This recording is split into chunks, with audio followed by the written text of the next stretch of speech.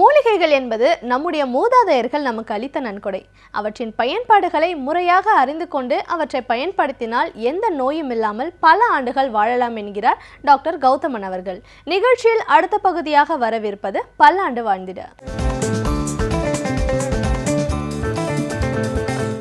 அன்பான கலைஞர் தொலைக்காட்சி நேயர்களுக்கு என்னுடைய இனிமையான காலை வணக்கங்கள். இன்றைக்கு நம்ம பார்க்கக்கூடிய தாவரத்தை பொறுத்தவரையிலும் பார்த்திங்கன்னா அதோட ஸ்பிரிச்சுவலான, அதாவது ஆன்மீகமான விஷயங்களை பற்றி நிறைய நாம் கேள்விப்பட்டிருப்போம். ஆனால் மருத்துவ குணங்களை பற்றி இன்றைக்கு நான் உங்களுக்கு விளக்கமாக சொல்கிறேன். ருத்ராட்சம், இந்த ருத்ராட்சம் அப்படிங்கிறது தெரியாதவர்களே இருக்க முடியாது. உலகத்து முழுவதும் பார்த்திங்கன்னா இந்த ருத்ராட்சத்தை பற்றியும் அதனுடைய ஆன்மீகமான பலன்களை பற்றியும் நிறைய மருத்துவ ஆராய்ச்சிகள் நடந்திருக்கிறதையும் அதை வணிக ரீதியாகவும் நிறைய உபயோகப்படுத்தி வருவதையும் நம்ம பார்த்துருக்கிறோம். ஆனால் மருத்துவ ரீதியாக நம்மளுடைய பாரம்பரிய மருத்துவ முறையில், ஆயுர்வேத மருத்துவ முறையில் ருத்ராட்சத்தை பற்றி என்ன சொல்லியிருக்காங்க, அதை மருந்தாக நம்ம எவ்வாறு உபயோகப்படுத்தலாம் அப்படிங்கிறத பற்றி நம்ம இன்றைக்கி பார்ப்போம். பொதுவாக இந்த ருத்ராட்சத்தில் நிறைய முகங்கள் இருக்கிறத பார்க்குறோம். ஒரு முகத்திலிருந்து 50 முகம் வரை, 56 முகம் வரை இருக்கக்கூடிய நிறைய ருத்ராட்சங்களை பற்றி நம்ம கேள்விப்படுறோம். ஆனால் மருத்துவ ரீதியாக பார்த்திங்கன்னா அது ஒரு முகமான ருத்ராட்சமாக இருந்தாலும் சரி, பலமுகமான ருத்ராட்சமாக இருந்தாலும் சரி, அதோடைய மருத்துவ குணம் அப்படிங்கிறது ஒன்றே ஒன்று தான். இந்த ருத்ராட்சத்தை பொறுத்தவரையிலும் பார்த்திங்கன்னா நம்ம ஊரில் வேப்ப மரத்தை போல் இந்தோனேஷியாவிலேயும் பாலி தீவுகள்லேயும் வளர்ந்துருக்கக்கூடிய ஒரு பெருமர வகை தாவரம் இந்த ருத்ராட்சம். இன்றைக்கு நம்மளுடைய வட இந்தியாவில் மிக அதிகமாக இருக்கக்கூடிய பல மர வகைகளில் இந்த ருத்ராட்சமும் ஒன்று. இந்த ருத்ராட்ச மரத்திலிருந்து கொட்டக்கூடிய விதைகளை தான் நம்ம அதிகமாக மருந்துக்கு பயன்படுத்துகின்ற ஒரு வழக்கத்தை வைத்திருக்கிறோம்.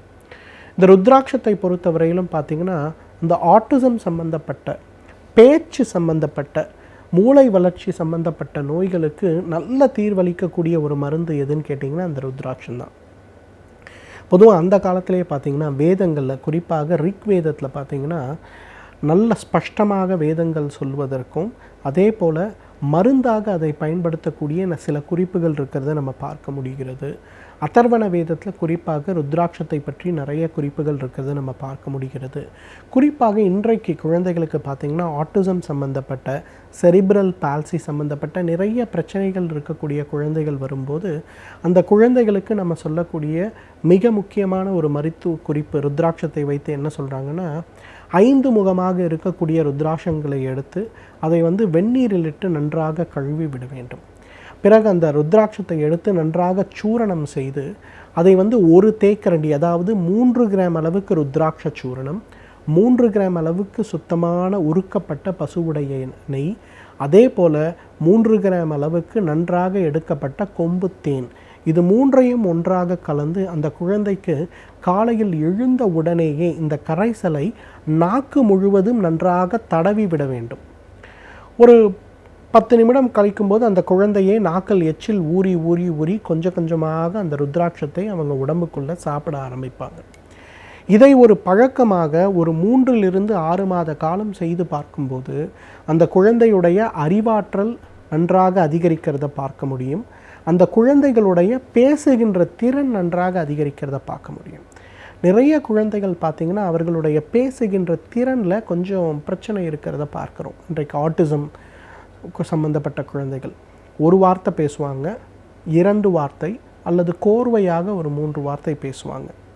அதற்கு மேலே ஒரு சென்டென்ஸாக அந்த வார்த்தையை பேச அவர்களால் முடியாது. ரெண்டாவது, அந்த குழந்தைகளுக்கு ஏதாவது ஒரு விஷயம் நம்ம சொல்கிறோம் அப்படின்னா கிளிப்பில்ல மாதிரி அதை திருப்பி சொல்வார்களே தவிர அந்த விஷயத்துடைய கருத்தை அவர்கள் புரிந்து கொள்ள மாட்டார்கள். இந்த 2 விஷயமுமே இந்த ருத்ராட்சத்தை, 5 முக ருத்ராட்சம் குறிப்பாக, அதை பசும் நெய் அதே போல் கொம்பு தேனும் கலந்து கொடுக்கும்போது அந்த குழந்தைகளுடைய அந்த ஒரு விஷயம் மாற்றமடைவதை நம்ம பார்க்க முடியும். இரண்டாவது, இரத்த அழுத்தம், கட்டுப்படுத்த முடியாத இரத்த அழுத்தத்தில் இருக்கக்கூடியவர்கள் காலை எழுந்தவுடன் நல்லா கொதிக்கின்ற பாலில் இந்த 7 முக ருத்ராட்சத்தை நல்லா சுத்தம் செய்த ருத்ராட்சத்தை அதில் போட்டுடணும். அந்த பால் ஆறும் வரை நம்ம வெயிட் பண்ணிவிட்டு அதுக்கப்புறம் அந்த பாலை குடிக்க ஆரம்பிங்க. ஒரு 2 மாத காலத்தில் கட்டுப்படுத்தவே முடியாமல் இருக்கக்கூடிய அந்த ஒரு உயர் இரத்த அழுத்தம் நன்றாக கட்டுக்குள் வருவதை நம்ம பார்க்க முடியும். அதற்கு அந்த 7 முக ருத்ராட்சத்தை கொதிக்கின்ற பாலில் இட்டு அது ஆறிய பிறகு அந்த பாலை மட்டும் அருந்தும்போது சிறிது சிறிதாக அந்த இரத்த அழுத்தத்தில் மாற்றம் ஏற்படுவதை நம்ம பார்க்க முடியும். இன்றைக்கு நிறைய ஆண்களுக்கும் பெண்களுக்கும் பார்த்திங்கன்னா தேவையற்ற கோபங்கள் ஏற்படுவதை நம்ம பார்க்குறோம். குடும்பத்தில் ஒரு 5 பேர் இருக்கக்கூடிய குடும்பத்தில் யாராவது ஒருத்தர் அந்த மாதிரி தேவையற்ற கோபம், கடுமையான வார்த்தைகளை உபயோகப்படுத்தக்கூடியவர்களாக இருக்கிறத பார்ப்போம். அவர்களுக்கு மருந்துகள் கொடுத்தாலும், சைக்காட்ரிக் சம்மந்தப்பட்ட மருந்துகள் கொடுத்தாலும் கூட அது கண்ட்ரோல் இல்லாமல் ஒரு இம்பேலன்ஸ், அவர்களுடைய மென்டல் ஸ்டேட்டில் ஒரு எமோஷனல் இம்பேலன்ஸ் இருக்கிறத நம்ம நிறைய பார்ப்போம். அப்படிப்பட்டவர்கள் என்ன பண்ணலான்னா, இந்த 9 முக ருத்ராட்சம், இந்த 9 முக ருத்ராட்சத்தை அதே போல் பாலில் இட்டு அது ஆறிய பிறகு குடிக்க ஆரம்பிக்கணும். 2வது, அந்த ருத்ராட்சத்தை எடுத்து சிறிதளவு நல்லெண்ணெய் சேர்த்து நன்றாக இழைக்க வேண்டும். தூங்கும்போது அந்த இழைக்கப்பட்ட அந்த ஒரு இழைப்பை மட்டும் எடுத்து நெத்தி முழுவதும் ஒரு 10 போடுவது போல் போட்டு, அல்லது கண்களுக்கு மேலே மட்டும் 10 போடுவது போல் போட்டு அப்படியே தூங்கிடணும். காலையில் எழுந்திருத்து வழக்கம் போல் வேலைகளை பார்க்கலாம். ஒரு 2 மாதம் இதை யூஸ் பண்ணி பாருங்கள். அவர்களுக்கு ஏற்படுகின்ற தேவையற்ற கோபம், முன்கோபம், ஹிஸ்டீரியா சம்பந்தப்பட்ட பிரச்சனை இருப்பவர்களுக்கு இந்த 9 முக ருத்ராட்சத்திலிருந்து ஊற வைத்து எடுக்கக்கூடிய அந்த பால், அதே போல் இழைத்து நல்லெண்ணெய் இட்டு இழைத்து நெற்றிக்கு மேலேயும் அதே போல் கண்களுக்கு மேலேயும் ஒரு 10 போல் போட்டு படுக்கக்கூடிய ஒரு விஷயம். இது 2ம் செய்யும்போது அந்த ஹிஸ்டீரியா, தேவையற்ற கோபம் சம்பந்தப்பட்ட காரணிகள் படிப்படியாக குறைய ஆரம்பிக்கிறத பார்க்கலாம். 4வது அதிமுக்கியமானது, இன்றைக்கு நிறைய பேருக்கு பார்த்திங்கன்னா ஆண் பெண் இருபாலருக்கும் குழந்தை பிறப்பில் நிறைய பிரச்சனை இருக்கிறத பார்க்குறோம். அந்த பெண்களுக்கு கருமுட்டை பையில் கட்டிகள், கருப்பையில் நிறைய பாதிப்பு. ஆண்களுக்கு பார்த்திங்கன்னா உயிரணுக்களுடைய எண்ணிக்கை குறைவு, அல்லது அவர்களுக்கு எரெக்டைல் டிஸ்ஃபங்க்ஷன் சம்மந்தப்பட்ட பிரச்சனைகள், இதெல்லாம் நிறைய இருக்கிறத பார்க்குறோம். இந்த மாதிரி பிரச்சனை இருக்கக்கூடிய ஆண் மற்றும் பெண்கள் அவங்க என்ன பண்ணலன்னா, 11 முகத்தை கொண்டிருக்கக்கூடிய அந்த ருத்ராட்சத்தை நன்றாக பாலில் இட்டு அல்லது பொடி செய்து அந்த சூரணத்தை பாலில் கலந்து காலை ஒரு முறை, இரவு ஒரு முறை உணவுக்கு முன்பு சாப்பிட வேண்டும். ஒரு 3 மாத காலம் அவர்கள் சாப்பிட்டு வரும்போதே தீர்க்க முடியாமல் இருக்கக்கூடிய இன்ஃபர்டிலிட்டின்னு சொல்லக்கூடிய, அல்லது எந்த மருத்துவ காரணமும் இல்லை ஆனாலும் குழந்தை இல்லைன்னு சொல்லக்கூடிய அந்த பிரச்சனைகள் எல்லாமே படிப்படியாக மறைந்து இயற்கையான முறையில் குழந்தை உருவாவதற்கு கூட ஒரு வழி இருப்பதை பார்க்க முடியும். எனவே நேயர்களே, ருத்ராட்சத்தை பொறுத்த வரையிலும் வெளிப்புறமாக உடலில் அணியும் போது மட்டும்தான் அதோடைய மருத்துவ குணம் அப்படின்னு கிடையாது. உள்ளுக்கு ஒரு மருந்தாக எடுத்துக்கொள்ளும் போது கூட அது மிகப்பெரிய அளவில் உடலில் மாற்றத்தை, மிராக்கிளை உண்டாக்கக்கூடிய ஒரு மிகப்பெரிய பொருள். எனவே தகுந்த மருத்துவ ஆலோசனையின் பேரில் ருத்ராட்சத்தை ஒரு மருந்தாக உபயோகப்படுத்தி வந்தோமேயானால் நம்மாலும் பல்லாண்டு காலம் ஆரோக்கியமாக வாழ்ந்திட முடியும். சமூகத்தில் தினந்தோறும் பல பிரச்சனைகள் நடந்து கொண்டிருக்கின்றன. அவற்றை நாம் எப்படி கையாள வேண்டும் என்பதை பற்றி இன்றைக்கும் நம்மிடையே பேச வந்திருக்கிறார் மனுஷபுத்திரன் அவர்கள். நிகழ்ச்சியில் அடுத்த பகுதியாக வரவேற்பது தீதும் நன்றும்.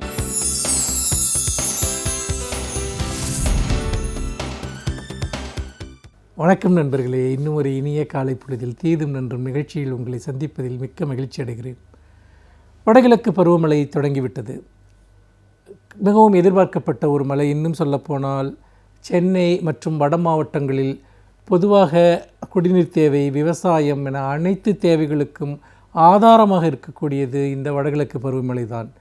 ஏனென்றால் இதற்கு முன்பு பெய்த தென்கிழக்கு பருவமழை என்பது அது போதுமான அளவு பெய்யவில்லை என்கிற ஒரு சூழலில் இந்த வடகிழக்கு பருவமழை என்பது ஒரு மிகப்பெரிய எதிர்பார்ப்பாக மக்கள் மனதில் இருந்து கொண்டிருக்கிறது என்பதையும் நாம் மறுக்க முடியாது. சில நாட்கள் தாமதமாக இந்த மழை தொடங்கியிருந்தாலும் கூட நமக்கு தேவையான அளவிற்கு போதுமான ஒரு மழைப்பொழிவு இங்கு இருக்கும் என்கிற ஒரு எண்ணம், ஒரு எதிர்பார்ப்பு மக்களிடம் இருக்கிறது. அதே சமயத்தில் இன்னொரு கேள்வியும் மக்களிடம் எழுகிறது. சென்ற ஆண்டு நடந்தது போன்ற ஒரு பெரிய மழைப்பொழிவு இங்கு இருந்தால் அதை எதிர்கொள்ளக்கூடிய நிலையில் வட மாவட்டங்கள், குறிப்பாக சென்னை இருக்கிறதா என்கிற ஒரு கேள்வியும் மக்களிடம் மிக ஆழமாக இருக்கிறது. ஏனென்றால் சென்ற ஆண்டு டிசம்பரில் ஏற்பட்ட அந்த பெருமழை பொழிவு மற்றும் செம்பரம்பாக்கம் ஏரி ஒரு அபாயகரமான நிலையில் திறக்கப்பட்டதின் காரணமாக பெரும் இழப்பை, நினைத்து பார்க்க முடியாத ஒரு இழப்பை சென்னை நகரம் சந்தித்ததை நாம் மறந்துவிட முடியாது.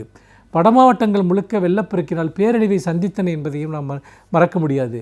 அப்படிப்பட்ட ஒரு நிலையில் நாம் எந்த அளவிற்கு மழை பெய்யும் என்பதை பற்றி பல எண்ணங்கள் ஏற்படுகின்றன. ஒருபுறம் வானிலை அறிக்கைகள் சில சொல்லக்கூடிய ஒரு செய்தி, அதாவது சென்றாண்டு அளவிற்கு மழைப்பொழிவு இருக்காது என்று ஒரு கருத்து சொல்லப்படுகிறது. என்றால் சென்றாண்டு பெருமழை பெய்வதற்கு காரணமாக இருந்த அந்த எல்னினோ எஃபெக்ட் அது இன்னும் சில நாட்களில் முடிந்துவிடும்.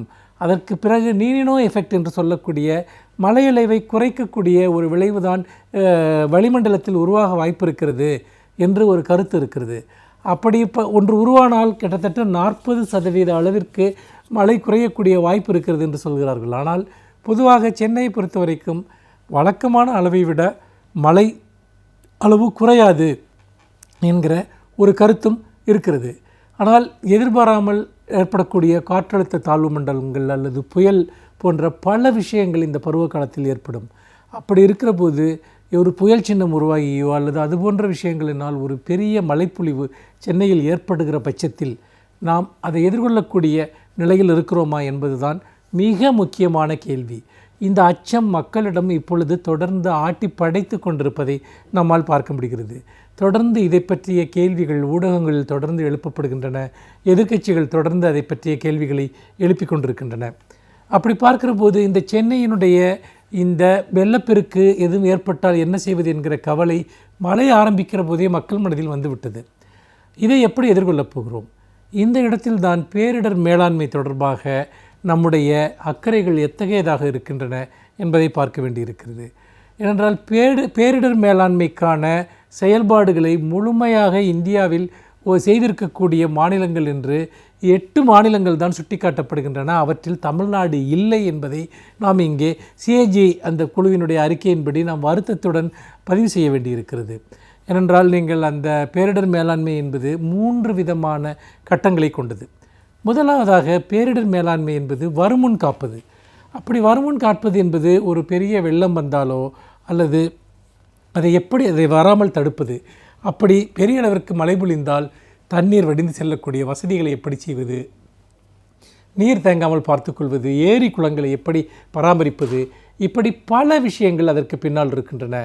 நீங்கள் ஒரு காலகட்டத்தில் சென்னையில் நீங்கள் எடுத்துக்கொண்டால் மழை நீரை சேமிக்கக்கூடிய தேங்கக்கூடிய இடங்கள் என சுமார் ஒரு 80% இடங்கள் இருந்ததாக சொல்லப்படுகிறது.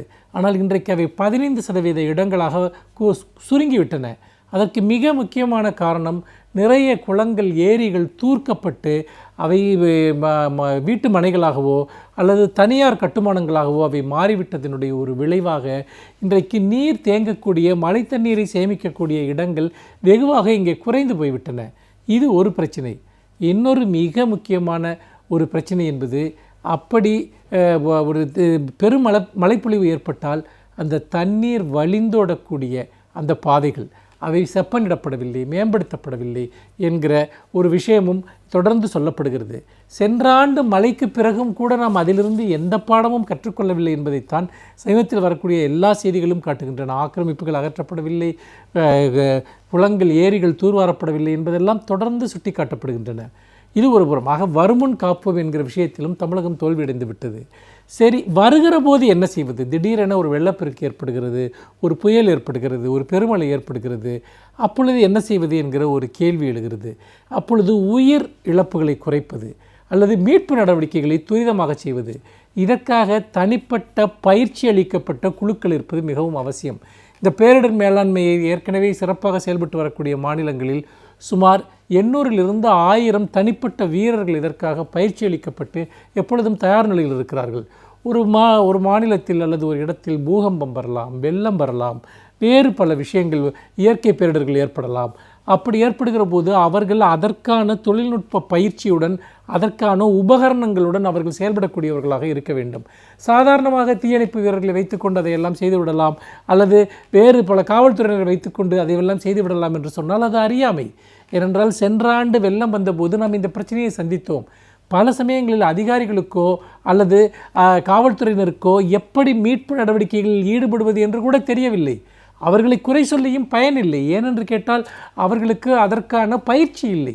அப்படி பயிற்சியற்றவர்கள் அந்த சமயத்தில் தான் பல நேரங்களில் பொதுமக்களை களத்தில் இறங்கி போராட வேண்டிய ஒரு அவலம் ஏற்பட்டது.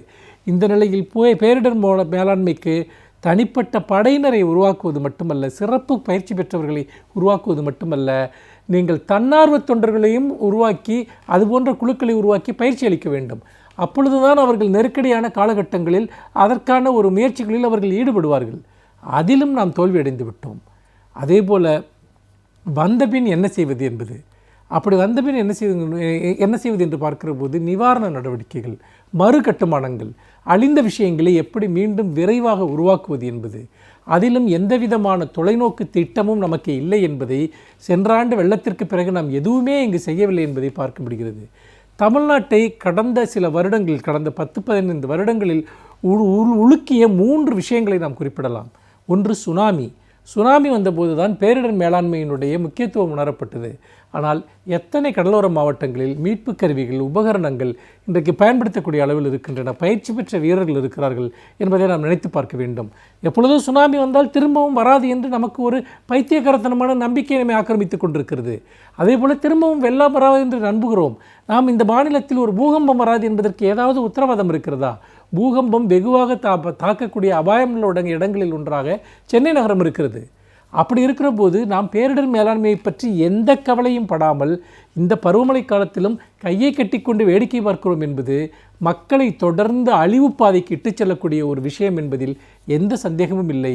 நாம் தொடர்ந்து மீண்டும் ஒரு வெள்ளமோ வேறொரு இயற்கை பேரிடரோ வந்தால் நாம் நம்மை காப்பாற்றிக் கொள்ள முடியாத நிலையில்தான் இன்னும் வைக்கப்பட்டிருக்கிறோம் என்கிற ஒரு அவலத்தை நாம் மறந்துவிடக்கூடாது. இதற்கு முழுமையான பொறுப்பு அரசிற்குத்தான் இருக்கிறது என்று சொல்லி மீண்டும் இன்னும் ஒரு புதிய சிந்தனையோடு உங்களை சந்திக்கிறேன். நன்றி, வணக்கம். ஒவ்வொரு நாளும் ஒவ்வொரு துறையை சேர்ந்த சிறப்பு விருந்தினர்கள் அவர்களின் அனுபவங்களை நம்மிடையே பகிர்ந்து கொண்டு வந்திருக்கிறார்கள். அந்த வகையில் இன்றைக்கு நாம் சந்திக்கவிருக்கும் சிறப்பு விருந்தினர் எந்த துறையிலிருந்து வந்து என்ன பயனுள்ள தகவல்களை நம்மிடையே பகிர்ந்து கொள்ள இருக்கிறார் என்பதை கவனிக்கலாம். நிகழ்ச்சியில் அடுத்த பகுதியாக வரவிருப்பது சிறப்பு விருந்தினர்.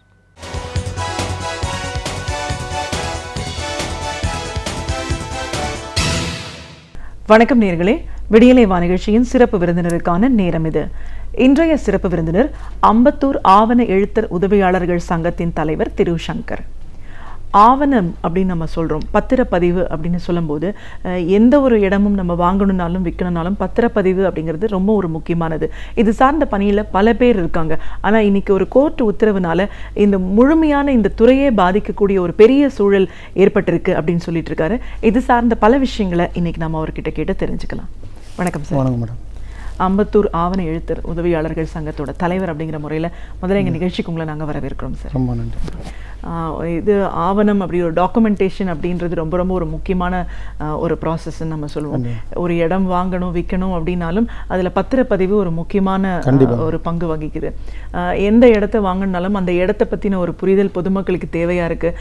இது நம்ம வாங்கலாமா வேண்டாமா, இதெல்லாம் சரியான முறையில் ஒரு லீகலாக பார்க்க வேண்டிய அவசியம் என்ன, அப்படியெல்லாம் புரியாமல் கூட நிறைய பேர் நிறைய இடத்த வாங்கிடுறாங்க. அதில் வந்து டபுள் டாக்குமெண்டேஷன் ஆகிறதெல்லாம் கூட சில நேரங்களில் நம்ம பார்க்கக்கூடிய சூழல் இருக்குது. அப்போ இந்த பத்திரப்பதிவோட முக்கியத்துவம் என்ன, ஒரு பொதுமக்கள் ஒரு இடத்த வாங்கணும் அப்படின்னும் போது எந்த மாதிரியான விஷயங்கள் எல்லாம் கவனத்தில் எடுத்துக்கணும்?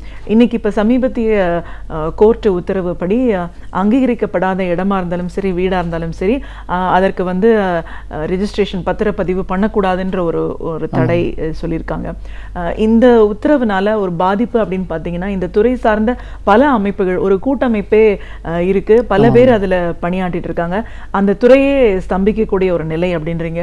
பொதுமக்களுக்கும் பெரிய பாதிப்பு இருக்கு, அரசுக்கும் இழப்பு இருக்கு, இப்படின்னு பல நிலைகள்ல பிரச்சனைகள் இருக்கு அப்படின்னு சொல்றீங்க.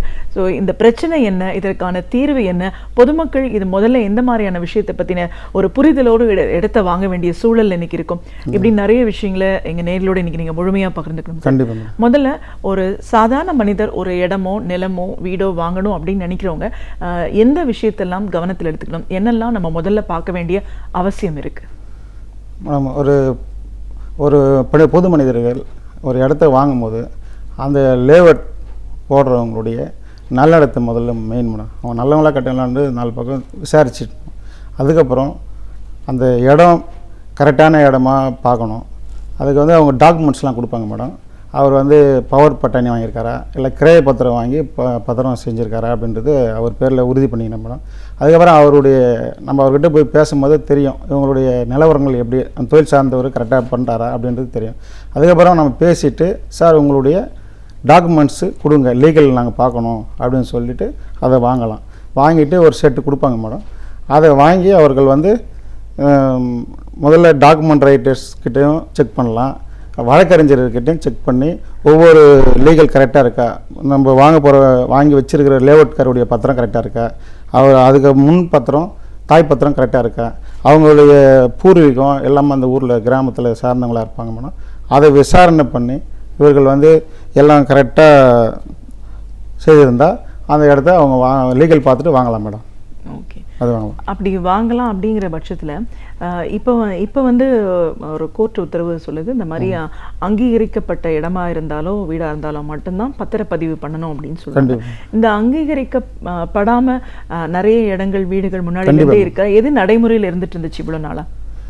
இவ்வளோ நாளாக இந்த மாதிரி பாதிப்பு இல்லாமல் ஏதோ ஒரு கட்டத்தில் சொன்னாங்க.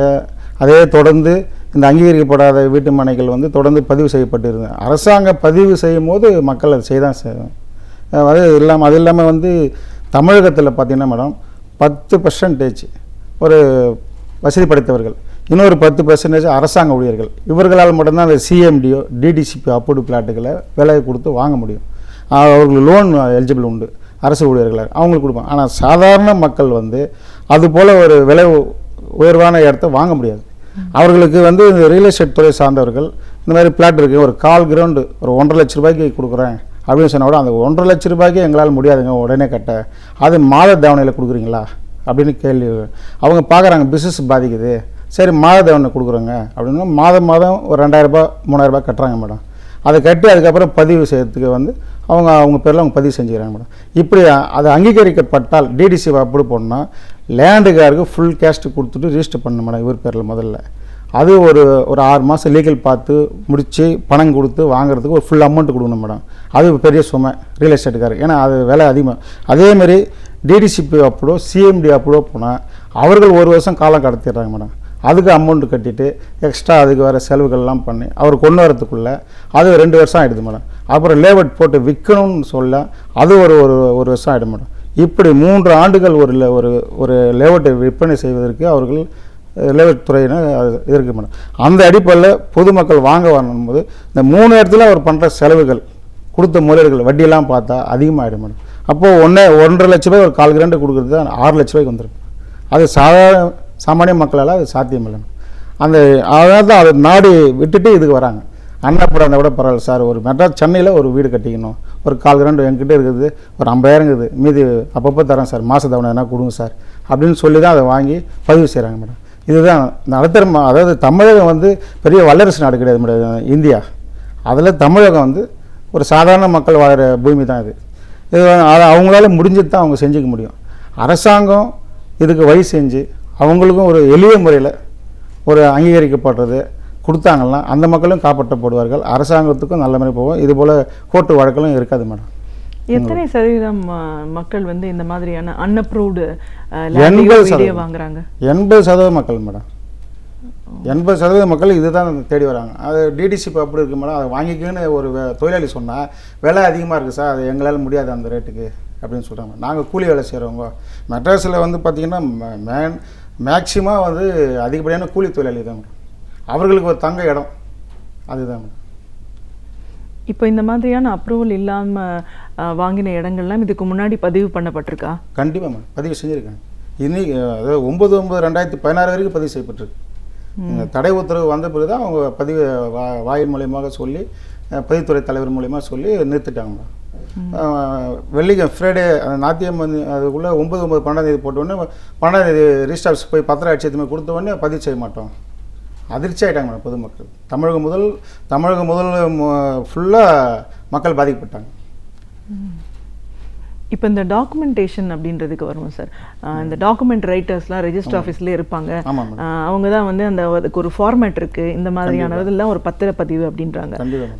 நீங்கள் ஒரு ஆவண எழுத்தர் அப்படிங்கிற முறையில் இந்த டாக்குமெண்டேஷன்லாம் எப்படி நடக்குது சார்? இது எவ்வளோ முக்கியத்துவம் வாய்ந்தது?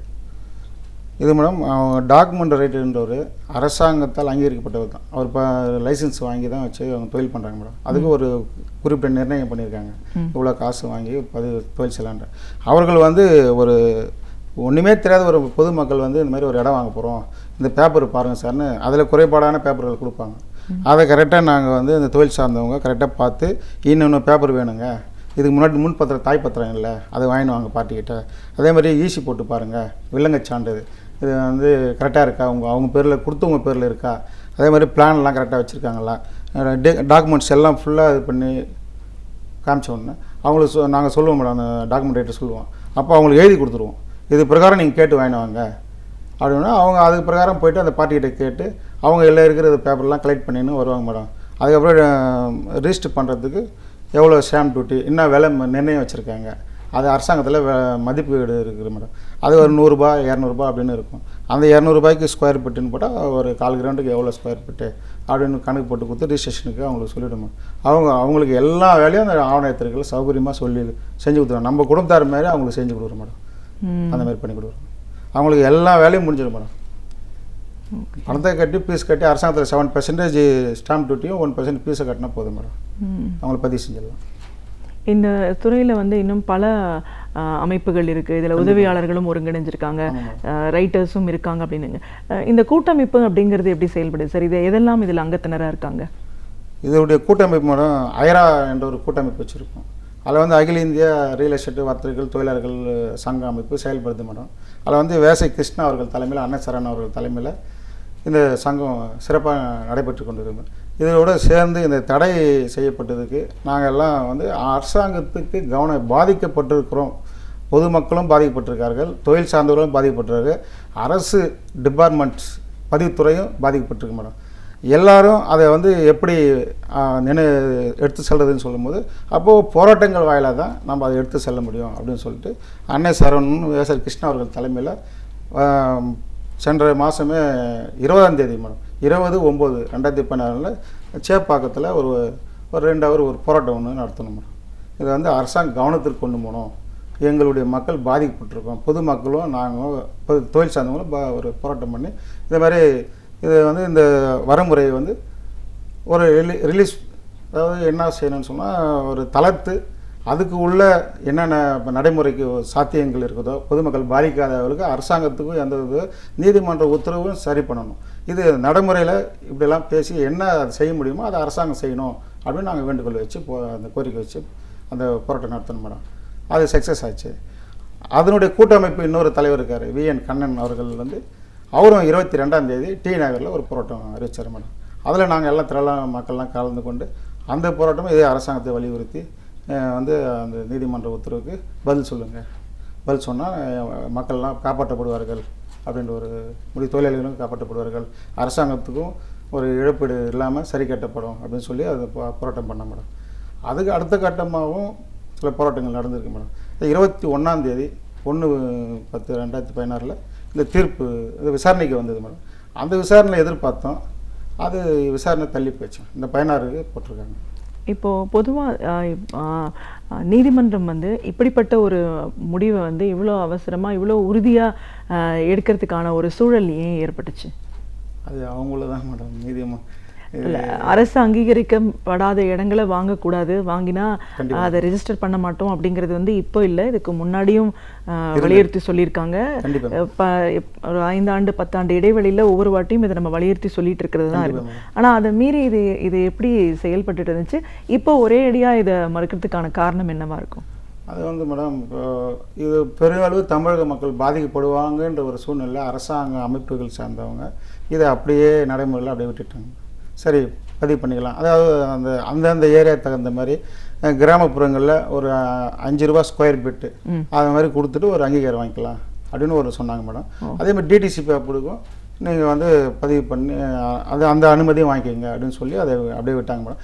அதுக்கப்புறம் அதை அப்படியே நடைமுறையில் பத்திரங்கள் பதிவு செய்யப்பட்டு ஒரு சட்டம் இருக்குது மேடம், 7% ஸ்டாம்ப் 21% ஃபீஸ் போட்டால் சட்டம் அதை பதிவு பண்ணிக்கலாம் அப்படின்றது சட்டம் இருக்கிறதுனால மக்கள் அந்த சௌகரியத்துக்கு போயிட்டாங்க. அதேமாதிரி இந்த அங்கீகரிக்கப்படுற விஷயங்களும் எளிமைப்படுத்தப்பட்டால் மக்கள் கண்டிப்பாக அதை ஏற்றுப்பாங்க மேடம்.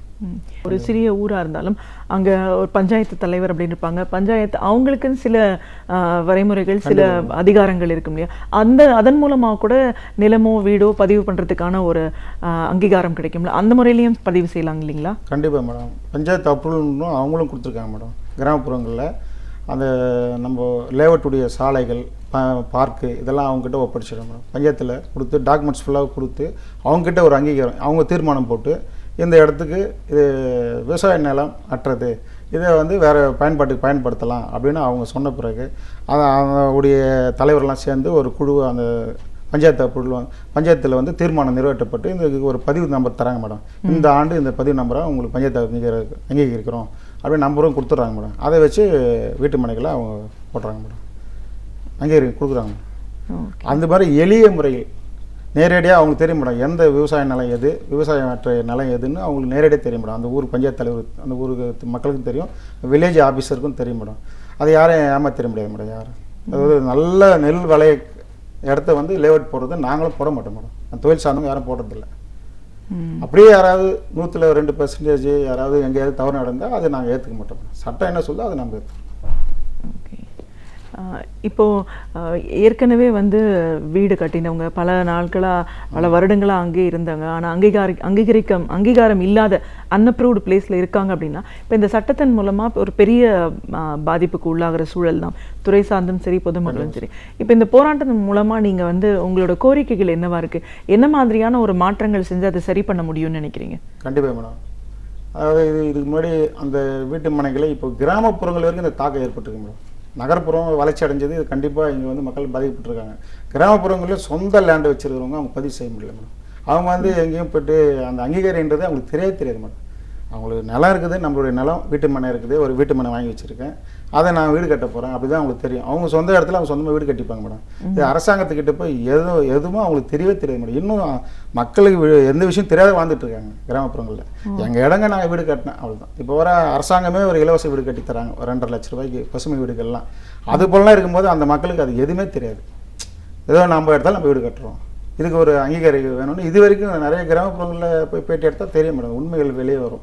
ஏன்னா அவங்களுக்குலாம் இதெல்லாம் தெரியவே தெரியாது. ஏதோ சொல்கிறாங்கப்பா சட்டத்தில் எதை போட்டிருக்காங்க, இது ஏன் எங்கள் இடம் தான் நாங்கள் வீடு கட்டுறோம், இதுக்கு என்னப்பா நாங்கள் யார்கிட்ட போய் என்ன கேட்கணும் அப்படின்னு இன்னும் பேசிட்டு இருக்காங்க மேடம். இப்போ பாருங்கள், இந்த விஷயம் கூட மக்களுக்கு விழிப்புணர்வு கொடுக்குறோம், இது மாதிரியே போட்டிருக்காங்க.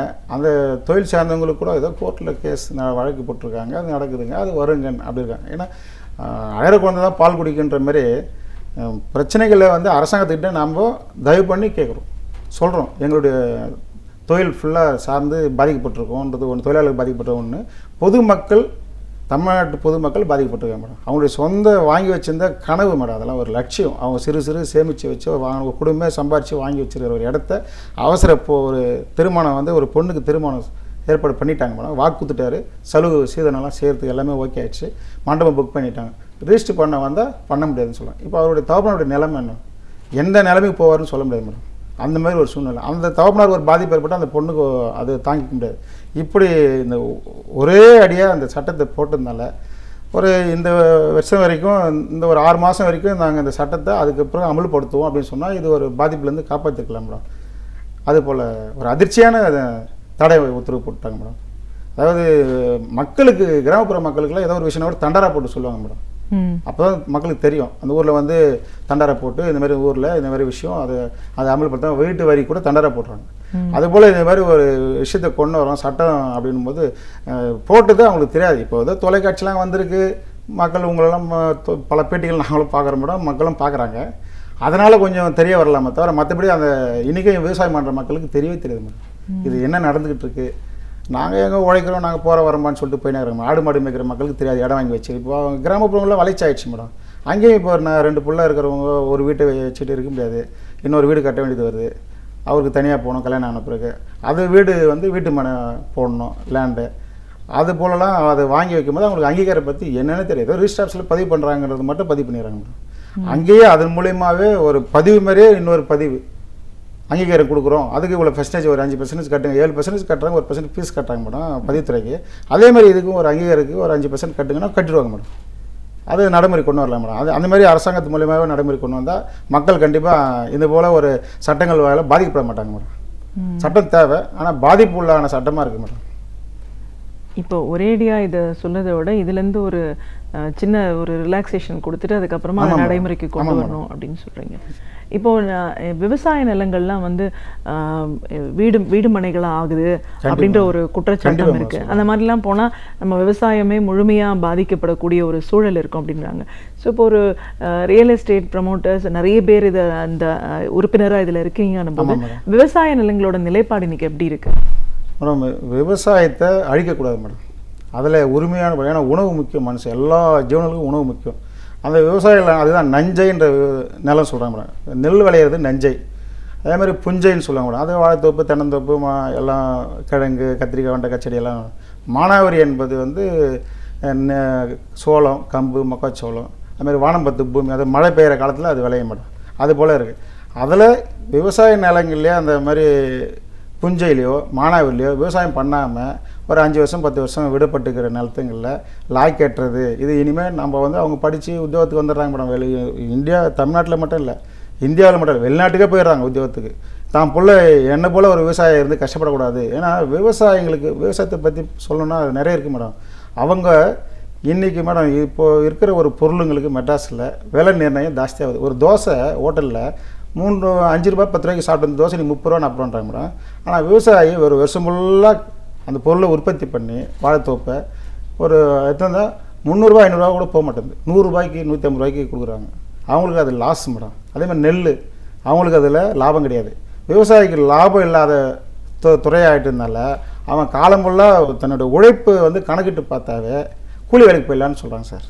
நான் போய்ட்டு ஒரு கிராமப்புறங்களில் என்னுடைய தாத்தா ஒரு வேலூர் மேடம், அங்கே போய்ட்டு என்னங்க நீங்களாம் இப்போ விவசாயம் பண்ணலையானே, பல யாருப்பா விவசாயம் பண்ணி நஷ்டத்தை அனுபவிக்கிறது, எங்களுக்கு அது வேண்டாம், நாங்கள் வந்து கூலிக்கு போகிறோம், எங்கன்னா எந்த வேலைக்குன்னா பாறை உடைக்கிற வேலைக்கு போகிறோம், மரம் வெட்டுற வேலைக்கு போகிறோம், வந்து டவுனுக்கு கூலி வேலைக்கு போகிறோம், மெட்ராஸ் கட்டட வேலை வந்துடுறோம், எங்களுக்கு அதனால் சம்பளம் ஓரளவுக்கு வருது, நாங்கள் கஷ்டப்பட்டு எங்களுக்கு வர நேரத்தில் அந்த அறுவடை வராமல் போயிட்டால் எங்களுக்கு லாஸ் ஆகிடுது, அதனால் அது எங்களுக்கு விவசாயம் சரியாக வரலன்னு பாதிக்கப்பட்டாங்க மேடம். விவசாயிங்க வந்து ஏதோ ஒரு சில இடத்துல அரசாங்கம் வழிகாட்டுதலின் பிறகு ஒரு சிலர்லாம் ஜெயிக்கிறாங்க மேடம்.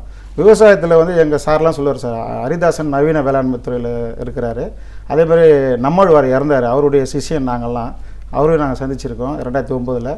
அப்புறம் இப்போ அண்ணா ஆசரா இருக்கார் இந்திய அளவில், அவர் வெளிநாட்டில் ஒரு ஜப்பானியர் ஒருத்தருக்கார், சீனா ஜப்பானியர், அவங்கெல்லாம் இந்த இயற்கை முறையில் விவசாயத்தை கொடுத்து நஞ்சு இல்லாத உணவு மக்களை ஆரோக்கியத்தில் கொண்டு வரணும்னு விவசாயத்தை பற்றி சொல்லிட்டு இருக்காங்க. இப்போ நாங்கள் கூட கல் போட்ட இடத்துல கூட மரத்தை நடுங்க, ஒரு நெல்லிக்காய் மரம் நடுங்க, ஒரு கொய்யா மரம் நடுங்க, பயிர் செய்யுங்கன்னு தான் சொல்லுவாங்க. வீடு கட்டும்போது 10 வருஷம் 15 வருஷம் வீடு கட்டுவாங்க மேடம். அதுமாதிரி விவசாயத்தை செய்யலாம் அப்படின்னு நாங்களும் வலியுறுத்தி வரோம் மேடம். இந்த கல் போட்ட இடத்துல மரம் நடுங்க, பயிர் செய்ய முடியலனா கூட மரம் நட்டலாம். அது பாதுகாப்பு வேலி போட்டு தண்ணி சிம்பிளாக அடித்தா போதும் மேடம், அது பாதுகாப்பாக போதும். ஆனால் விவசாயம் பண்ணுறது பெரிய கஷ்டமான ஒரு வேலை மேடம்.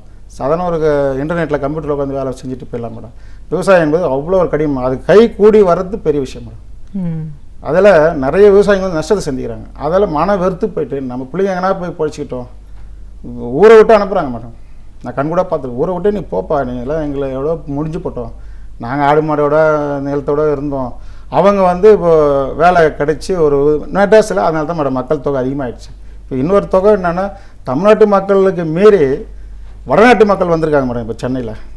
அவங்க தமிழ்நாட்டு மக்கள் வந்து ஒரு 10,000 பேர் ஒரு நாளைக்கு இங்கே வராங்க மேடம். அவங்க அதிகமாக வராங்க மேடம். ஒரு ட்ரெயினில் பார்த்தீங்கன்னா ஏகப்பட்ட கூட்டம். நம்ம தமிழ் மக்களுக்கு அந்த ட்ரெயினில் இடம் இல்லை. நாங்கள் ஒரு வேலூர் காட்பாடிலேருந்து வரத்துக்கு எங்களுக்கு இடம் இல்லை மேடம். எல்லாம் வடநாட்டு இந்தியர் பசங்க தான் உட்காந்துக்கிறாங்க. தமிழகத்தை வந்து சார் இப்படி நம்ம தமிழக மக்கள் ஃபுல்லாக சென்னை நோக்கி வராங்க மேடம். அவங்களுக்கு எங்கேயாச்சும் இடங்கள் தேடுறாங்க. எதோ சார் ஒரு புறம்போக்கு இடம் தான் கூட கொடுங்க, நாங்கள் ஒரு குடிசை போட்டு தங்கிக்கிறோம் அப்படின்னு. நம்ம வந்து பட்டா நிலத்தில் அங்கீகாரம் இல்லை, ரிஜிஸ்டர் பண்ண முடியலன்னு அவஸ்தைப்பட்டு ஒரு நேரத்தில் மேடம் அவங்க என்ன சொல்கிறாங்கன்னா, எங்களுக்கு ஒரு புறம்போக்கு இடம் ஆச்சு கொடுங்கண்ணா. புறம்போக்கு என்பது தவறானது.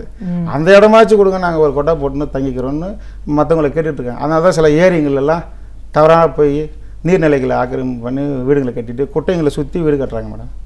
மக்கள் இதுமாரி வந்துட்டு எங்கேயாச்சும் தங்கணும் அப்படின்ற ஒரு இது. சில பேர் இப்போ இந்த ஹோட்டல்லே நான் தங்கிக்கிறேன் அப்படின்னு வராங்க மேடம். வேலை வாய்ப்பு இடத்துல எங்கன்னா இருக்குமான்னு கேட்குறாங்க. இப்படி விவசாயம் நலிவடைஞ்சு போயிடுச்சு மேடம். அதனால் இப்போ அரசாங்கமாக ஒரு கூட்டு முயற்சி சொல்லியிருக்காங்க. 20 பேர் சேர்ந்து அரசாங்கம் அது விவசாயத்தை பண்ணால் அதுக்கு அரசாங்கமாக ஒரு அங்கீகரிக்குது மேடம். ஒரு லோன் கொடுக்குறாங்க, ஒரு மானியம் தராங்க. அதை வந்து மக்களுக்கு விழிப்புணர்வு இல்லை மேடம். அப்படி பார்த்தா இந்த மாதிரி விற்பனைக்கு குறைஞ்சிடும் மேடம். ஆட்டோமேட்டிக்காக விவசாயம் நடக்கும். ஒரு ஆவண எழுத்தல் உதவியாளர் சங்கத்தோட தலைவர் அப்படிங்கிற முறையில் இன்றைக்கி ஆவணம் அப்படிங்கிறதோட முக்கியத்துவம் என்ன, இந்த டாக்குமெண்ட் மூலமாக நம்ம எந்த மாதிரியான விஷயங்கள்லாம் தெரிஞ்சுக்கிறோம், ஒரு சாமானிய மக்கள் நீங்கள் ஒரு வீடு வாங்கணும்னு போகிறாங்கன்னா அவங்க சந்திக்கிற பிரச்சனைகள் என்னவா இருக்குது, இப்போ ஒரு அரசாணை இப்போ திடீர்னு வெளியிட்டதுனால இந்த பாதிப்பு ஒரு முழுமையாக ஒரு துறையே பாதிக்கக்கூடிய சூழல் ஏன் இப்படி வந்துச்சு, இதை பற்றின ஒரு விழிப்புணர்வு மக்கள் மத்தியில் ஏன் இல்லாமல் போச்சு, இதுலேருந்து மாற்றம் அப்படின்னு தேவைப்படும் போது உங்களுடைய எதிர்பார்ப்புகள் என்னவா இருக்குது, இப்படி பல விஷயங்களை எங்களோட நீங்கள் முழுமையாக பார்த்ததுக்கு நன்றி. பேராசிரியர் சிவவீரபாண்டியன் அவர்கள் நமக்கு தேவையான அரிய தகவல்களை அழகிய தமிழில் தொகுத்து இனிமையாக வழங்க வந்திருக்கிறார். அவற்றை கவனிக்கலாம். நிகழ்ச்சியில் அடுத்த பகுதியாக வரவிருப்பது ஒன்றே சொல் நன்றே சொல்.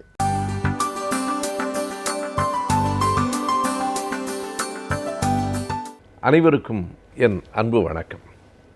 சென்ற வாரம் ஒரு நாள் அதிகாலையில் அமெரிக்காவிலிருந்து ஒரு இளைஞர் என்னுடன் தொலைபேசியில் பேசினார். அவருடைய பெயர் ராகவேந்தர். ஏறத்தாழ ஓராண்டு காலமாக என்னுடன் அவர் சமூக வலைத்தளங்களில் தொடர்பில் இருக்கிறார். ஆனாலும் கூட அவரை பற்றிய கூடுதல் செய்திகள் எதுவும் எனக்கு தெரியாது. அன்றைக்கு காலையில் பேசிய அவர் தனக்கு பிறந்த நாள் என்று சொன்னபோது நான் என் வாழ்த்துக்களை கூறினேன். பிறகு அவர் சொன்னார், ஒரு பெயர் தெரியாத, வரைபடத்தில் கண்டுபிடிக்க முடியாத, எழுத்தறிவு இல்லாத, பள்ளிக்கூடமே இல்லாத ஒரு கிராமத்தில் பிறந்த நான் இன்றைக்கு அமெரிக்காவில் ஒரு பெரிய நிறுவனத்தில் பணியாற்றி கொண்டிருக்கிறேன் என்றால் அதற்கு ஐயா பெரியாரும் நீங்களும் தான் காரணம் என்றபோது எனக்கு அதிர்ச்சியாக இருந்தது. பெரியார் காரணம் என்பது புரிகிறது, நான் எப்படி என்று கேட்டேன். பெரியார் கருத்துக்களை உங்கள் பேச்சு மூலமாகத்தான் நான் கேட்டேன் அமெரிக்காவிலிருந்து என்று அவர் சொன்னார். அதற்கு பிறகுதான் நான் அவரிடத்தில் ஒரு கேள்வி கேட்டேன். ஒரு வரைபடத்தில் கூட இல்லாத ஒரு சின்னஞ்சிறு கிராமம் என்கிறீர்களே, எங்கே இருக்கிறது என்று கேட்டேன். அவர் தன்னுடைய வாழ்வினுடைய சில குறிப்புகளை சொன்னபோது எனக்கு அதிர்ச்சியாகத்தான் இருந்தது. அவருக்கு வயது கூட அப்படி ஒன்றும் கூடுதல் இல்லை, 26 வயது முடிந்திருக்கிறது என்று சொன்னார். ராமநாதபுரம் மாவட்டம் இன்றைக்கு சிவகங்கை மாவட்டத்தில் இருக்கிற தேவகோட்டையிலிருந்து சற்று தொலைவில் உள்ளடங்கி இருக்கிற ஒரு பாப்பாக்குடி என்கிற ஒரு சிற்றூர் தான் தன்னுடைய ஊர் என்றும், அந்த ஊரில் மொத்தமே 58 குடும்பங்கள் தான் இருக்கின்றன, ஆனால் 7 ஜாதிகள் இருக்கின்றன என்று சொன்னார். 58 குடும்பங்கள் இருக்கிற ஒரு ஊரில் 7 ஜாதிகள் இருக்கின்றன. அந்த 7 ஜாதிகளும் வரிசையாக ஒன்றின் கீழ் ஒன்றாக அடுக்கப்பட்டிருக்கின்றன. இன்னார் இன்னொராவோடு தான் பேசலாம், இன்னாரை தொடலாம், தொடக்கூடாது என்கிற விதிகள் எல்லாம் அந்த கிராமத்தில் மிக கடுமையாக இருக்கின்றன என்று அவர் சொன்னார். அவர் மிகவும் ஒடுக்கப்பட்ட ஒரு சமூகத்தில் பிறந்தவர் என்பதையும் அவர் வெளிப்படுத்தினார். படிப்பதற்கு அந்த ஊரில் பள்ளிக்கூடம் இல்லை. பக்கத்து ஊருக்கு போனால் அங்கே ஓராசிரியர் பள்ளிக்கூடம் இருந்திருக்கிறது. ஒரே ஒரு ஆசிரியர் தான். முதல் வகுப்பிலிருந்து 5ஆம் வகுப்பு வரைக்கும் அவர் ஒருவர் தான் ஆசிரியர். 1 மணி நேரம் இங்கே வகுப்பு, 1 மணி நேரம் அங்கே வகுப்பு. ஒரு நாள் வந்தால் பிறகு ஒரு வாரத்தில் பிற நாள்கள் அவர் வருவதில்லை. அவர் வைத்தது தான் சட்டம், அவர் சொன்னது தான் பாடம் என்கிற நிலை இருந்தது. அந்த ஆசிரியருக்கு தினந்தோறும் வேப்பம்பூ பறித்து கொடுப்பதும் எருக்கலம்பூ பறித்து கொடுப்பதும் இந்த மாணவனினுடைய வேலைதான். ஆனால் அங்கே தள்ளி நின்று அங்கே வச்சுட்டு போயிடு என்று தான் அவர் சொல்லுவாராம். அருகில் வந்து விடாதே என்பது அதனுடைய பொருள். ஒரு நாள் இந்த மாணவன் ஓட்டப்பந்தயத்தில் ஈடுபட்டு முதலில் அவன் ஓடி வந்திருக்கிறான். ஓடி வந்த வேகத்தில் அங்கே நின்ற ஆசிரியரை போய் தொட்டு தான் வெற்றி பெற்று விட்டோம் என்று சொல்வதற்காக ஓடி போய் அவரை தொடப்போகிற நேரத்தில் அவர் பதறி போய் சட்டென்று விலகி கொண்டிருக்கிறார். எப்படிடா நீ வந்து என்னை தொடலாம் என்று அவர் கேட்டிருக்கிறார். இவருக்கு தினந்தோறும் அவர் செய்கிற பூஜைகளுக்கான பூக்களை எல்லாம் நான் தான் செய்து கொடுக்கிறேன். அவர் உணவுக்கான பூக்களை காய்கறிகளை நான் தான் வாங்கி கொண்டு வந்து தருகிறேன். அதற்கெல்லாம் நான் இருக்கலாம். ஆனால் ஓடி வந்து அந்த வெற்றியின் மகிழ்ச்சியில் தொடுகிற போது கூட தீண்டாமையை அவ்வளவு கவனத்தில் வைத்திருக்கிறாரே என்று அந்த பிள்ளைக்கு அப்போது உரைத்திருக்கிறது. அவனுடைய பெரிய வெற்றியாக அமைந்தது அவனுடைய படிப்பு தான். அவனுடைய குடும்பத்தில் அவனுடைய அண்ணன், அவருடைய பெயர் கண்ணதாசன், அவர் கடுமையான ஒரு கடவுள் மறுப்பாளராக அன்றைக்கே இருந்திருக்கிறார். தம்பியை அந்த குடும்பம் படிக்க வைத்திருக்கிறது. படித்து முடித்ததற்கு பிறகு ஹோட்டல் மேனேஜ்மெண்ட் என்கிற அந்த படிப்பில் தேர்ச்சி பெற்று இன்று அமெரிக்காவில் 3 ஆண்டுகளாக நார்த் கரோலினா என்கிற அந்த மாநிலத்தில் ஒரு மிகப்பெரிய நிறுவனத்தில் வேலை செய்வதாக அவர் சொன்னார். இன்னொரு செய்தியையும் அவர் குறிப்பிட்டார். என்னை தொடுவதற்கும் தீண்டுவதற்கும் கூடாது என்று கருதியவர்கள்தான் இன்றைக்கு பலர் அமெரிக்காவுக்கும் வந்திருக்கிறார்கள். அவர்கள் நான் சமையலினுடைய தலைமை சமையல்காரராக செஃப் என்று சொல்கிற அந்த பொறுப்பிலே அவர் இருக்கிறார். நான் சமையல் செய்கிற உணவைத்தான் விரும்பி விரும்பி வந்து உண்டு கொண்டிருக்கிறார்கள் என்பதையும் குறிப்பிட்டார்.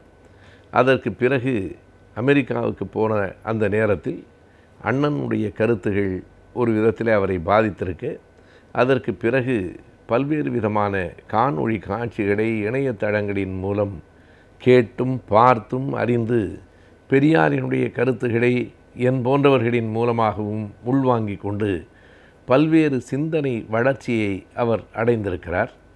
இப்போது அவர் தெளிவாக சொல்கிறார், என் பெயரை கூட நான் கவனமாக ராகவேந்தர் என்று பெற்றோர் வைத்த பெயரையும் மாற்றாமல், ஆனால் அதனோடு நின்று விடுவதில் ஒரு நிறைவும் அடையாமல் பகுத்தறிவு ராகவேந்தர் என்று மாற்றிக்கொண்டிருக்கிறேன் என்று கூறுகிறார். இவ்வளவு நீளமான பெயரை ஒலிப்பதற்கு அங்கே இருக்கிற அமெரிக்கர்கள் மிகவும் துயரப்படுவார்களே என்று கேட்டால், அவர்கள் ஒரு முழம் நீளத்துக்கு பெயர் வைத்து கொள்ளலாம். அதை நாம் எப்படியாவது கஷ்டப்பட்டு கற்றுக்கொள்ள வேண்டும். ஆனால் நம்முடைய பெயரை அவர்கள் ஒலிக்க முடியாது என்பதற்காக நாம் மாற்றிக்கொள்ள வேண்டுமா? அதற்காக நான் சுருக்கி கொள்ள வேண்டுமா? என் பெயர் பகுத்தறிவு ராகவேந்தர் தான் என்று மிக கம்பீரமாக தன் பெயரை ஒலிக்கிற அந்த இளைஞர் இன்றைக்கும் அந்த பகுத்தறிவு கொள்கைகளிலே காலூன்றி நிற்கிறார். பெரியார் வாழ்கிறார் என்பதற்கு இதனை காட்டிலும் வேறு சான்றினை நாம் பார்க்க முடியாது. அண்மையில் பெரியார் வாழ்கிறார் என்றே ஒரு கவிதையை நான் படித்தேன். ஓவிய செல்வன் என்று ஒருவர் எழுதியிருக்கிறார். அந்த கவிதை இந்த கருத்துக்களைத்தான் சொல்கிறது. அந்த கவிதையினுடைய தலைப்பை தவிர வேறு எந்த இடத்திலும் பெரியாரை பற்றி ஒரு செய்தியும் பெரியார் என்கிற சொல்லும் கூட இடம்பெறவில்லை. ஆனால் அந்த கவிதையின் ஒவ்வொரு பத்தியை படிக்கிற போதும் பெரியார் வாழ்கிறார் என்று நாம் உணர்கிறோம். அந்த கவிதை இப்படி தொடங்குகிறது. இப்போதெல்லாம் கோயில்களுக்குள் குப்பனையும் சுப்பனையும் மிக இயல்பாக பார்க்க முடிகிறது. அதிகாரி மாடசாமியின் முன்னால் பணிவாக கோப்புகளை வைத்துக்கொண்டு கணேச ஐயர் நின்று கொண்டிருக்கிறார். இப்படி சின்ன சின்ன செய்திகளாக அந்த கவிதை நீள்கிற போது பெரியார் வாழ்கிறார் என்கிற அந்த கவிதை தலைப்பின் பொருத்தத்தை நம்மால் உணர்ந்து கொள்ள முடிந்தது. அப்படித்தான் ராகவேந்தரின் கதையை கேட்ட நேரத்தில் பெரியார் வாழ்கிறார் என்று என் நெஞ்சத்திலே பட்டது. எங்கோ ஒரு கிராமத்திலே பிறந்த பிள்ளை படித்து இன்றைக்கு அந்த சாதிகளையெல்லாம் கடந்து ஒரு மிகப்பெரிய உணவகத்தினுடைய தலைமை சமையலராக, இன்றைக்கு சமையல் கலைஞராக இன்றைக்கு அவர் அமெரிக்காவில் இருக்கிறார். சற்றும் மறக்காமல் பெரியாரிய கொள்கைகளை நெஞ்சிலே நிறுத்தி இருக்கிறார் என்றதற்கு பிறகு திராவிட இயக்கம் எத்தனை பெரிய ஆழமான ஒரு பண்பாட்டு உருவாக்கத்தை செய்திருக்கிறது என்பதை உணர முடிகிறது. அந்த ராகவேந்தர் தான் அவர் பேசி முடித்தபோது சட்டென்று எனக்கு நினைவுக்கு வந்தது. அந்த ராகவேந்தர் தான் சென்ற ஆண்டு டிசம்பர் மாதம் சென்னையிலே வெள்ளம் வந்து மக்கள் பாதிக்கப்பட்ட போது 70,000 ரூபாயை அனுப்பினார். அந்த 70,000 ரூபாய் கூவம் நதிக்கரை ஓரத்திலே இருக்கிற மக்களுக்கு கம்பளிகளாக வாங்கி கொடுக்கப்பட்டன. எனவே எங்கே இருந்தாலும் மனித நேயம் என்கிற அந்த உணர்வு மாறாமல், தன் மக்களின் மீதும் மண்ணின் மீதும் இருக்கிற பற்றுதல் மாறாமல் இருக்கிற அந்த இளைஞர் எனக்கு ஒரு பெருமிதமாக இருந்தார். பிறந்த நாள் வாழ்த்துக்களை மட்டுமல்ல, அவருடைய குணம், அவருடைய நிலைப்பாடு உலகத்தில் பரவ வேண்டும் என்றும் நான் வாழ்த்தி மகிழ்ந்தேன். இன்றைய காலகட்டத்தில் பலவிதமான புதிய நோய்கள் ஏற்பட்டு வருகின்றன. தற்போது நிலவி வரும் நோய்களை பற்றியும் அதற்கான சிகிச்சை முறைகளை பற்றியும் ஆலோசனை நேரத்தின் மருத்துவ பகுதியில் இப்பொழுது பார்க்கலாம்.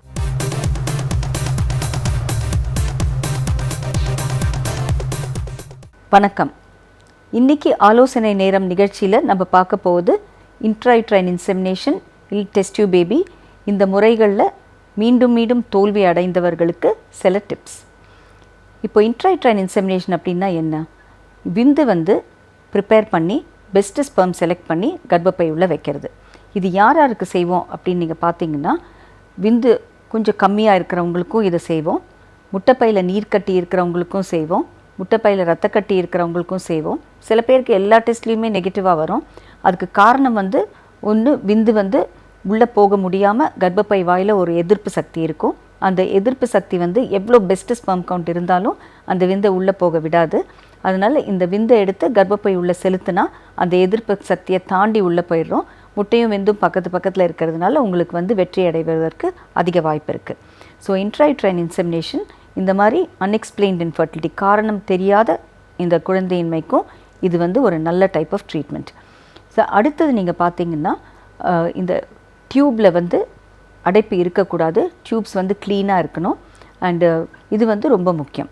அடுத்தது நீங்கள் பார்த்தீங்கன்னா, இந்த இன்ட்ராயூட்ரைன் இன்செமினேஷன் எத்தனை வாட்டி பண்ணலாம்? உலக ரீதியாக நீங்கள் பார்த்தீங்கன்னா 6 வாட்டிக்கு மேலே பண்ணுறதுனால பெரிய பெனிஃபிட் கிடையாது. அதனால் அதுக்கப்புறமும் இருந்துச்சுன்னா அந்த விந்துவோடைய அசைவுத்தன்மை, அதோடைய பெனிட்ரேட்டிங் கெப்பாசிட்டி கம்மியாக இருக்கலாம், இல்லைன்னா முட்டையோடைய ஓடு திக்காக இருக்கலாம். இதனால் அந்த விந்து உள்ளே போக முடியாமல் இருக்கலாம். ஸோ இது காரணமாக இருக்கிறதுனால டெஸ்ட் டியூப் பேபி முறை பெட்டர் அப்படின்றதுனால நம்ம அதுக்கு மாறிடணும். இப்போது இந்த இன்ட்ராயூட்ரைன் இன்செமினேஷன் வெற்றி அடைவதற்கு என்னென்ன நம்ம பண்ணலாம்? நான் சொன்ன மாதிரி ஹார்மோன் லெவல், ரத்த பரிசோதனையில் ஹார்மோன் லெவல்ஸ் ஏதாவது பாதிப்பு இருந்துச்சுன்னா அதை ஃபஸ்ட்டு நம்ம சரி செய்யணும். தைராய்டு இருந்துச்சுன்னா தைராய்டை கரெக்ட் பண்ணணும். ப்ரொலாக்டின் என்ற ஹார்மோன் அதிகமாக இருந்துச்சுன்னா அதை குறைக்கணும். முக்கியமாக இந்த முட்டைப்பையில் நீர்க்கட்டி இருக்கிறவங்களுக்கு LH அப்படின்ற ஹார்மோன் ரொம்ப அதிகமாக இருக்கும். இந்த LH ஹார்மோன் 10க்கு மேலே இருந்துச்சுன்னா முட்டையோடைய குவாலிட்டி, தரம் கம்மியாக இருக்கும். அதனால் அந்த கர்ப்பமடையும் வாய்ப்பு கம்மியாகிடுது. ஸோ இந்த LHஐ குறைக்கிறதுக்கு மாத்திரையை கொடுத்து அதை குறைச்சி அதுக்கப்புறம் 2வது நாள் அதை பார்த்து நார்மல் லெவல், அதாவது 5க்கு கம்மியாக இருந்துச்சுன்னா நம்ம சிகிச்சையை ஆரம்பிக்கிறது நல்லது. சில பேருக்கு டேப்லெட்ஸில் குறையாது. அதனால் நம்ம அட்லீஸ்ட் ஒரு 10 லெவலுக்காவது அதை குறைச்சிட்டு அதுக்கப்புறம் சிகிச்சையை ஆரம்பிக்கலாம். ஆனால் சிகிச்சையை செய்கிறப்போ 2வது நாள் LH ஹார்மோன் பார்க்கணும். அதுக்கப்புறம் அவங்களுக்கு டேப்லெட்ஸ், இன்ஜெக்ஷன்ஸ் எல்லாம் கொடுத்துட்டு 9வது நாள் திருப்பி அந்த LH ஹார்மோனை பார்க்கணும். பார்த்துட்டு அதுக்கப்புறம் உங்களுக்கு இந்த LH ஹார்மோனை விட அந்த வேல்யூ கம்மியாகிறதுக்கு இன்ஜெக்ஷன்ஸ் கொடுத்து அதை ஒரு நாள் விட்டு ஒரு நாள் அந்த LH ஹார்மோன் வேல்யூவை பார்த்துட்டு அதை நல்லா குறைச்சிட்டு அதுக்கப்புறம் நம்ம சிகிச்சையை தொடர்ந்து அந்த முட்டை 2 சென்டிமீட்டர் ரீச் ஆகிற வரைக்கும் பார்த்து ஃபைனல் இன்ஜெக்ஷன் கொடுத்தோன்னா நமக்கு பெட்டர் சான்சஸ் இருக்குது. இதை தவிர நம்ம முட்டையோட தரத்தை இம்ப்ரூவ் பண்ணிட்டோம். ஆனால் கர்ப்பப்பை லைனிங்கில் தானே பேபி ஃபிக்ஸ் ஆகணும். ஸோ கர்ப்பப்பை லைனிங் நமக்கு அட்லீஸ்ட் ஒரு 9 மில்லிமீட்டர் இருக்கணும். அதுக்கு ரத்த ஓட்டம் நல்லா இருக்கணும். அதோடைய பேட்டர்ன் நல்லா இருக்கணும். ஸோ இதை நம்ம இம்ப்ரூவ் பண்ணுறது எப்படி? நம்ம 5வது நாள் இல்லைனா 9வது நாள் பண்ணுற ஸ்கேனில் இது சரியில்லை அப்படின்னு நம்ம பார்த்தோன்னா அதுக்கு டேப்லெட்ஸ் இருக்குது. அந்த டேப்லெட் கொடுத்து இந்த லைனிங்கை இம்ப்ரூவ் பண்ணிவிட்டு அந்த ரத்த ஓட்டத்தையும் இம்ப்ரூவ் பண்ணிவிட்டு அதுக்கப்புறம் நம்ம அந்த இன்ட்ராயூட்ரைன் இன்செமினேஷன் செஞ்சால் அவங்களுக்கு வெற்றி அடைவதற்கு அதிக வாய்ப்பு இருக்குது. நம்ம யூஸ் பண்ணுற இன்ஜெக்ஷன்ஸும், இந்த முட்டை வளர்ச்சி யூஸ் பண்ணுறது இன்ஜெக்ஷன்ஸும் இதில் ரொம்ப இம்பார்ட்டண்ட்டு. நம்ம நல்ல தரமுள்ள இன்ஜெக்ஷன்ஸ் யூஸ் பண்ணோன்னா முட்டையோடைய குவாலிட்டி இம்ப்ரூவ் பண்ணி அதை பண்ணலாம். ஹார்மோன் லெவல்ஸ் எப்படி இருக்குன்னு பார்த்து அதுக்கு தகுந்தாப்பில் நம்ம இன்ஜெக்ஷனோடைய அந்த quality of the injection, type of இன்ஜெக்ஷனையும் மாற்றலாம். அண்ட் அதோடைய டோஸையும் நம்ம அதுக்கு தகுந்தாப்பில் அட்ஜஸ்ட் பண்ணி கொடுத்தோன்னா நமக்கு அந்த முட்டை வளர்ச்சி ஒரு ஆர்டர்லியாக போகும். ஒரே நாள் 4 மில்லிமீட்டர் இன்க்ரீஸ் ஆகக்கூடாது. ஒரு நாளைக்கு 2 மில்லிமீட்டர் தான் இன்க்ரீஸ் ஆகணும். ஸோ அது கரெக்டாக 14வது நாள் நம்ம ஃபைனல் இன்ஜெக்ஷன் போட்டு 16வது நாள் நமக்கு முட்டை வெளியாச்சுன்னா நமக்கு வந்து பெட்டர் சான்சஸ் இருக்கும். அடுத்தது நீங்கள் பார்த்தீங்கன்னா இது வந்து ஐயுஐயில் நம்ம எப்படி வெற்றி அடைவதுன்றதை பார்த்தோம். டெஸ்ட் டியூப் பேபி முறையில் வந்து தோல்வி மீண்டும் தோல்வி அடைஞ்சால் அதுக்கு என்ன செய்வது? நம்ம பார்க்க வேண்டியது வந்து ஒன்ஸ் அகெயின் ஹார்மோன் லெவல் பார்க்கணும். நம்ம இந்த கர்ப்பப்பையில் இந்த கட்டிகள் ஏதாவது இருக்கா, அப்படி கர்ப்பம் வளரும் இடத்துல அந்த கட்டி இருந்துச்சுன்னா அதை நீக்கணும். அடுத்தது டியூப்பில் ஏதாவது நீர் இருந்துச்சுன்னா அந்த லேப்ரோஸ்கோப் வழியாக அதையும் நீக்கணும். முக்கியமாக வந்து ரத்தக்கட்டி இருந்துச்சுன்னா, அந்த ரத்தக்கட்டி ரொம்ப பெருசாக இருந்துச்சுன்னா அதை நீக்கிட்டு அதுக்கப்புறம் நம்ம சிகிச்சையை கொடுக்கறது நல்லது. அண்ட் முக்கியமாக வந்து கர்ப்பப்பை உள்ள சதை இருக்கலாம், இது பேர் வந்து செப்டேட் யூட்ரஸ். அந்த சதை நார்மலாக வந்து ஒரு 2 பாகமாக கர்ப்பப்பையை பிரிக்கிறதுனால அந்த சதையை வந்து நம்ம ஹிஸ்டோஸ்கோப் வழியாக நீக்கிட்டு அந்த கர்ப்பப்பையுடைய கெப்பாசிட்டி, அந்த குழந்தை வளர்கிற இடத்துல கொஞ்சம் அந்த இடத்த இன்க்ரீஸ் பண்ணோன்னா, பெருசாக்குனா நமக்கு வந்து குழந்தை நிற்கிறதுக்கும் அது நல்லது. அண்டு கருச்சிதைவு ஏற்படுறதையும் நம்ம கம்மியாக்கலாம். இது பேர் வந்து செப்டேட் யூட்ரஸ். அண்ட் ஹிஸ்டோஸ்கோப்பி வழியாக இந்த சிகிச்சையை நம்ம கொடுக்கணும். ஸோ இந்த மாதிரி இம்ப்ரூவ்மெண்ட் பண்ணிவிட்டு அதுக்கப்புறம் நம்ம வந்து சிகிச்சையை ஆரம்பிக்கணும். அடுத்தது நம்ம பார்க்க வேண்டியது முட்டையுடைய தரம். ஸோ இந்த முட்டையுடைய தரத்தை எப்படி நம்ம இம்ப்ரூவ் பண்ணுறது? இதுக்கு வந்து சில விட்டமின்ஸு, ஹார்மோன்ஸ் இதெல்லாம் இருக்குது. ஸோ அந்த முட்டையுடைய தரத்தை நம்ம இம்ப்ரூவ் பண்ணிவிட்டு அதுக்கப்புறம் நம்ம சிகிச்சையை கொடுத்தோன்னா நமக்கு பெட்டர் சான்சஸ் இருக்குது. இதில் அக்யூபங்க்சரும் ரொம்ப முக்கியம். இது முக்கியமாக வந்து 35-38 வயசுக்கு மேலே தரம் கம்மியாயிடும். ஸோ இந்த மாதிரி பெண்களுக்கு நம்ம வந்து இந்த ஹார்மோன்ஸு, விட்டமின்ஸு இதெல்லாம் கொடுத்து அக்யூபங்க்சரும் செஞ்சு யோகா இதெல்லாமும் நம்ம செஞ்சு அந்த குவாலிட்டியை இம்ப்ரூவ் பண்ணி அதுக்கப்புறம் நம்ம வந்து சிகிச்சையை கொடுத்தோன்னா அந்த எக் குவாலிட்டி வந்து பெட்டராக இருக்கும். அடுத்தது நம்ம பார்க்க போகிறது வந்து விந்தோடைய தன்மை. இந்த விந்து வந்து எப்படி இம்ப்ரூவ் பண்ணுறது? விந்து வந்து கவுண்ட் நல்ல அட்லீஸ்ட் ஒரு 15-20 மில்லியன் இருக்கணும். அதோடைய அசைவுத்தன்மை 50% இருக்கணும். அதோடைய அமைப்பு நல்லா இருக்கணும். ஆனால் டெஸ்ட் டியூப் பேபிக்கு இந்த அளவுக்கு தேவையில்லை. ஒரு 10 நல்ல விந்து இருந்துச்சுனாலும் நமக்கு அது போகும். அதனால் ஆண்களுக்கு வந்து ரொம்ப கம்மி கவுண்ட் இருந்ததுனால கவலைப்பட வேண்டாம்.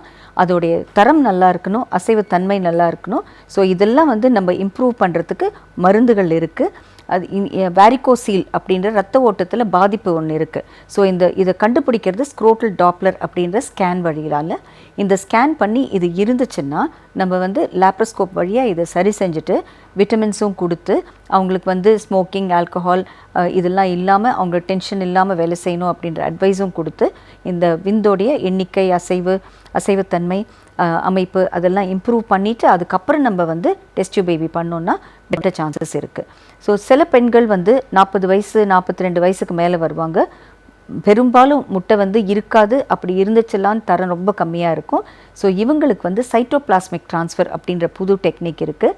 இதில் வந்து அந்த சிறு வயது உள்ள பெண்களுடைய முட்டையிலிருந்து அந்த சைட்டோபிளாசம் மாத்திரம் எடுத்து இந்த பெண்களுடைய முட்டையில் செலுத்தினோன்னா இந்த முட்டையுடைய எனர்ஜி, அதோடைய எனர்ஜி லெவல் ஜாஸ்தி ஆச்சுன்னா அது வளர்கிறதுக்கு அதுக்கு ஒரு உற்சாகமாக வளரும். இது வரைக்கும் ரொம்ப டயர்டாக வயசுக்கான டயர்ட்னஸ் இருந்துச்சுன்னா, சோர்வு இருந்துச்சுன்னா அந்த சோர்வு நீங்கி அதுக்கு உற்சாகமாக வேலை செஞ்சு உங்களுக்கு வந்து கரு உருவாரத்துக்கும் அந்த கருச்சிதைவு ஏற்படுறதை கம்மியாக்குவதற்கும் இது வந்து ஒரு புதிய சிகிச்சை முறை. ஸோ இந்த மாதிரி பல விதங்களில் நம்ம வந்து இந்த தரத்தை இம்ப்ரூவ் பண்ணி மீண்டும் தோல்வி அடைந்தவர்களுக்கு பெட்டர் ரிசல்ட் கொடுக்கறதுக்கு பல வாய்ப்புகள் இன்றைக்கி உண்டு. இனி அடுத்து நம்ம நிகழ்ச்சியில் பார்க்க போவது ஆண்கள் அவங்களுக்கு என்னென்ன சிகிச்சை கொடுக்க முடியும், அவங்களுக்கு என்னென்ன இன்வெஸ்டிகேஷன் பண்ணணும் அப்படின்றத பற்றி தனியாக பார்க்கலாம்.